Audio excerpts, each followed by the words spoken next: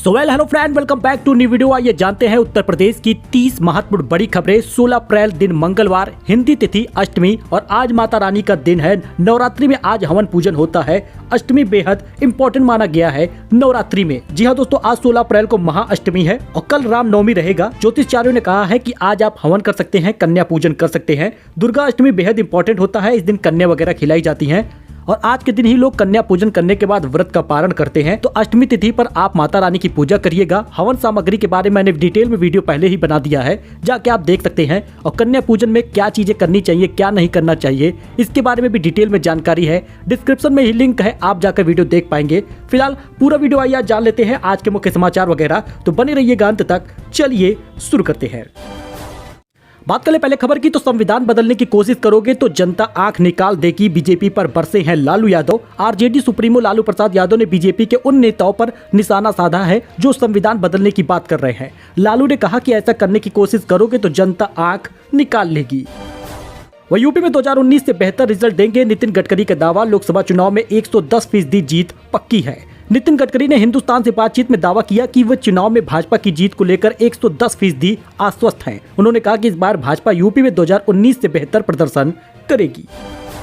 वही दोस्तों, आ रहा है ला नीना। इस साल झमाझम बरसेंगे बादल, पर इन राज्यों में मौसम विभाग ने जताई है चिंता। जरा आप वेदर के बारे में पूरा अलर्ट जान लीजिएगा। मौसम विभाग के मुताबिक अल नीनो के कमजोर पड़ने के बाद मानसूनी सीजन के दौरान ला नीना का प्रभाव पड़ने वाला है। इसकी वजह से देश भर में सामान्य से अधिक बारिश दर्ज की जा सकती है। जी हाँ दोस्तों, मौसम विभाग के मुताबिक 1 जून से 30 सितम्बर तक यानी कुल 4 महीने देश भर में कुल औसत बारिश 87 सेंटीमीटर हो सकती है। वही अरविंद केजरीवाल को डबल झटका लगा है। सुप्रीम कोर्ट से तत्काल राहत नहीं मिली, अब और हिरासत बढ़ गई है। दिल्ली के मुख्यमंत्री अरविंद केजरीवाल को अभी जेल में रहना होगा। शराब घोटाला केस में जेल में बंद केजरीवाल की न्यायिक हिरासत 23 अप्रैल तक बढ़ा दी गई है। 15 अप्रैल तक हिरासत बढ़ाई गई थी, अब 23 अप्रैल हो गया है। इससे पहले सुप्रीम कोर्ट में सुनवाई टल गई है। दिल्ली के मुख्यमंत्री अरविंद केजरीवाल की मुश्किलें लगातार बढ़ती जा रही हैं। अब इस बीच आपको बता दें, सुनवाई न होने की वजह से 29 अप्रैल तक टाल दिया गया है। करीब आधे घंटे बाद ही राउज एवेन्यू कोर्ट ने उनकी हिरासत अवधि बढ़ा दी। केजरीवाल की न्यायिक हिरासत 23 अप्रैल तक बढ़ा दी गई है। अब उनकी मुसीबत और बढ़ती जा रही। वही चिकन उधार न मिलने पर बेकाबू हुआ ग्राहक का गुस्सा, बटखरे से मारकर ले ली दुकानदार की जान। दोस्तों, गोरखपुर में उधार पर चिकन नहीं मिला तो एक ग्राहक का गुस्सा बेकाबू हो गया। उसने बटखरे से दुकानदार पर हमला कर दिया। घायल दुकानदार को गोरखपुर के मेडिकल कॉलेज में भर्ती कराया गया है और वहां पर उसकी मौत हो गई। वही सांसद लल्लू सिंह के बाद अब अरुण गोविल का वीडियो भी वायरल हो रहा है। संविधान बदलने को लेकर ये क्या बोल गए रामायण के राम, आइए जानते हैं।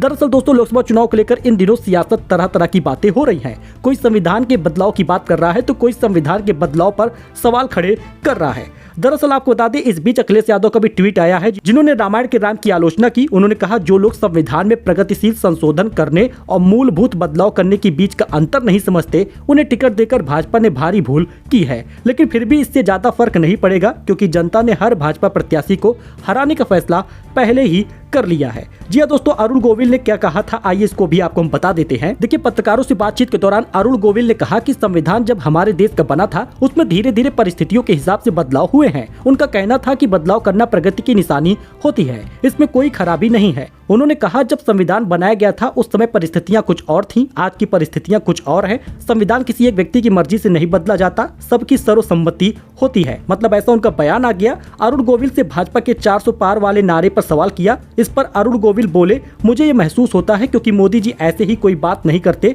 उनके पीछे कोई न कोई अर्थ जरूर होता है। वही रामनवमी पर 25 लाख श्रद्धालु पहुंचेंगे अयोध्या, किए गए हैं खास इंतजाम। दोस्तों, अयोध्या में रामनवमी पर लगने वाले मेले में 25 लाख श्रद्धालु पहुंचने की उम्मीद है। वही दोस्तों, लोकसभा चुनाव के चलते मई में 5 से लेकर 29 तारीख तक कई होटल में तो नो रूम हो गया है, यानी कि कोई कमरे खाली ही नहीं है। मुख्य सचिव दुर्गा शंकर मिश्र ने बताया कि इसके लिए अधिकारियों को कई निर्देश दिए गए हैं। अयोध्या में 9 से लेकर 17 अप्रैल तक मेला चलेगा।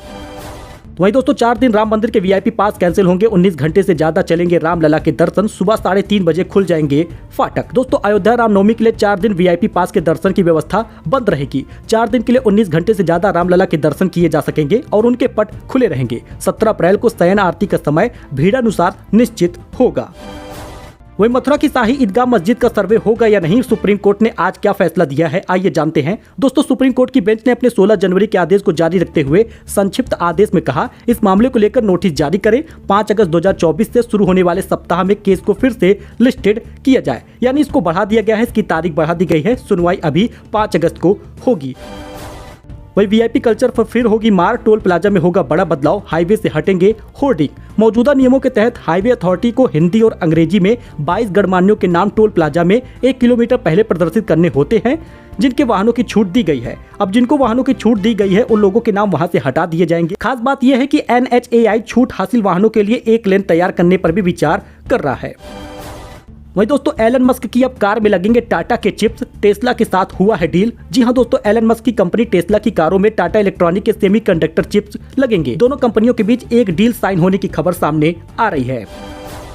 तो आखिर कब आएगा यूपी बोर्ड का रिजल्ट, आइए जान लेते हैं, क्योंकि जल्द ही जारी हो जाएगा यूपी बोर्ड का रिजल्ट। दोस्तों, बताया जा रहा है कि इसी हफ्ते यूपी बोर्ड का रिजल्ट जारी हो सकता है और 10वीं 12वीं का रिजल्ट जल्द ही जारी होगा। बताया जा रहा है कि 20 अप्रैल से पहले ही यूपी बोर्ड का रिजल्ट छात्र वेबसाइट पर देख पाएंगे। 10वीं 12वीं का रिजल्ट आप हमारे चैनल पर भी देख पाएंगे। रोल नंबर आप अपना कॉमेंट जरूर करिएगा, आपको सबसे पहले रिजल्ट बताया जाएगा। दरअसल आपको बता दें, 2023 में हाई स्कूल में 89% बच्चे पास हुए थे और इंटर में 75% बच्चे पास हुए थे। फिलहाल आपको बता दें कि आप यूपीएमएसपी की वेबसाइट पर भी जाकर रिजल्ट देख पाएंगे। लेकिन अब खबर ये आ रही है कि 25 अप्रैल से पहले कभी भी रिजल्ट जारी हो सकता है।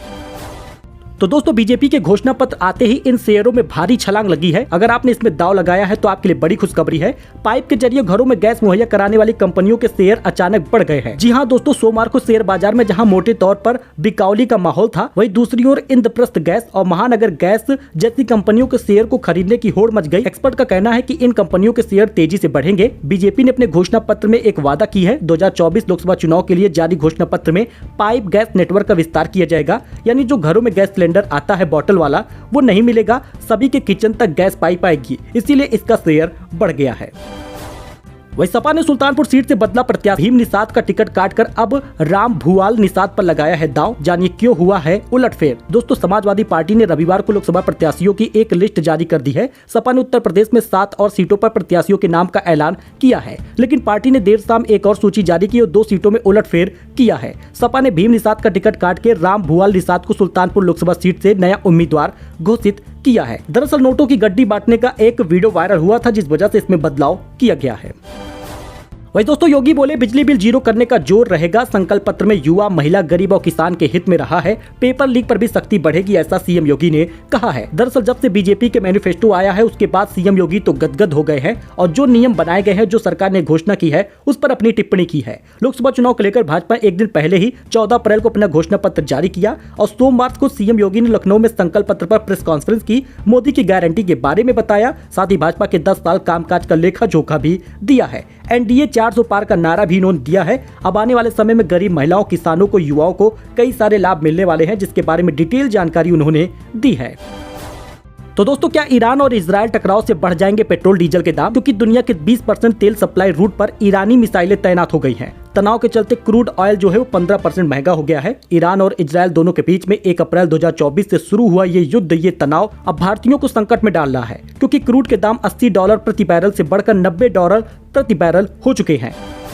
वही दुनिया के सबसे उम्रदराज जुड़े हुए ट्विंस का निधन हो गया। डॉक्टरों ने कहा था 30 साल ही जीवित रहेंगे। 62 की उम्र में आखिरी सांस ली है। जॉर्ज और लोरी का जन्म सितंबर 1961 में हुआ था। दोनों की उम्र 62 साल 202 दिन रही है। अमेरिका के रहने वाले दुनिया के सबसे उम्रदराज जुड़े हुए ट्विंस लोरी और जॉर्ज का 62 की उम्र में निधन हो गया।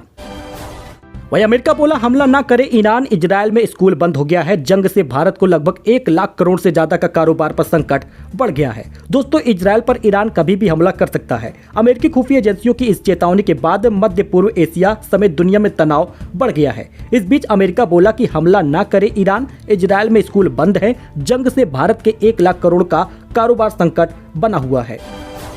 वही बायजूस इंडिया के सीईओ अर्जुन मोहन ने इस्तीफा दे दिया है। फाउंडर रविंद्रन संभालेंगे जिम्मेदारी। बिजनेस को 3 डिवीजन में रिकॉग्नाइज करेगी कंपनी।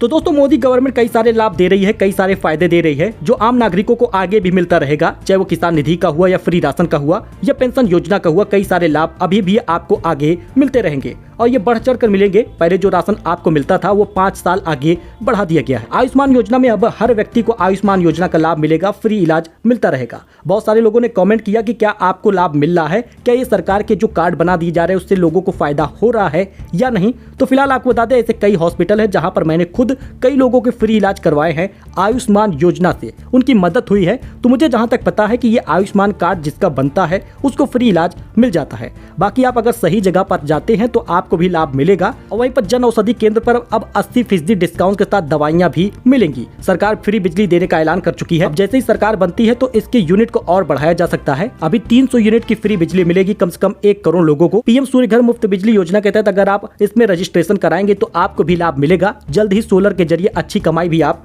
कर पाएंगे। वही अब दोस्तों गैस सिलेंडर का कनेक्शन आसानी हो जाएगा मिलना और फ्री में मिलता रहेगा। अगर आप यूपी के हैं तो 2 फ्री गैस सिलेंडर मिलेगा। साथ ही उज्ज्वला गैस धारकों के साथ साथ अब घरेलू गैस सिलेंडर धारकों को भी अब सिलेंडर बॉटल नहीं मिलेगा। उनके घर पर अब गैस कनेक्शन का पाइप लगेगा, उनके रसोई तक गैस पाइप आएगी, उसी से आपको अपना किचन में काम करना होगा। इस योजना के तहत 300 रुपए की सब्सिडी का फायदा भी मिलेगा। वही आगे भी किसान निधि का पैसा मिलता रहेगा। 6000 रुपए की सुविधा मिलेगी किसानों के लिए। पीएम किसान योजना के तहत ये खबर आ रही थी कि इनकी किसान निधि बढ़ा दी जाएगी। हालांकि इसका ऐलान नहीं हुआ, फिर भी पीएम मोदी सरकार आने वाले अगले 5 साल तक किसान निधि का पैसा देती रहेगी। 6000 रुपए की गारंटी जो पहले थी वो अभी भी रहेगी, इसमें कोई बदलाव नहीं हुआ। आने वाले मई महीने के आखिरी सप्ताह में किसान निधि का पैसा भी मिलेगा।